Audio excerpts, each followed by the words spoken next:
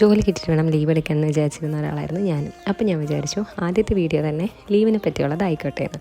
ഞാൻ വർക്ക് ചെയ്യുന്ന കമ്പനിയിലെ ലീവ് പോളിസി പറഞ്ഞു തരാം. ഒരു മാസത്തിൽ ഞങ്ങൾക്ക് 6 വീക്ക്ലി ഓഫ്സ് ഉണ്ടാവും. അതെല്ലാ വീക്കിലും മാക്സിമം 2 ഒരുമിച്ച് കിട്ടും, അല്ലെങ്കിൽ 3 ദിവസം കഴിഞ്ഞിട്ട് വരണം, പിന്നെ 3 ദിവസം കഴിഞ്ഞിട്ട് വരണം, അങ്ങനെ സ്പ്ലിറ്റായിട്ടും കിട്ടാറുണ്ട്. പിന്നെ ഉള്ളതാണ് ഒരു വർഷത്തിൽ 12 സിക്ക് ലീവ്, അതായത് നമ്മൾ വയ്യാതെ വരുമ്പോൾ എടുക്കാനുള്ള ലീവ്സ്. പിന്നെ ഉള്ളതാണ് നമുക്ക് 18 പ്രിവിലേജ് ലീവ്, അതായത് PL. ഈ പ്രിവിലേജ് ലീവിലാണ് ക്യാബിൻ ക്രൂ വെക്കേഷൻസ് എല്ലാം പ്ലാൻ ചെയ്യുന്നത്. അടുത്തൊരു ലീവാണ് URTI ലീവ്സ്. അത് നമുക്കൊരു വർഷം 6 ഉണ്ടാവും. അപ്പർ റെസ്പിറേറ്ററി ട്രാക്ട് ഇൻഫെക്ഷൻ എന്ന് പറയുന്ന ഒരു കാറ്റഗറിയാണ് ഇത്. അതായത് നമുക്ക് തൊണ്ടവേദന, ജലദോഷം, ചെവി വേദന, സൗണ്ടിന് എന്തെങ്കിലും പറ്റിയാൽ അതുപോലുള്ള കാറ്റഗറിയൊക്കെയാണ് സ്പെഷ്യലായിട്ട് ഇതിൽ വരിക.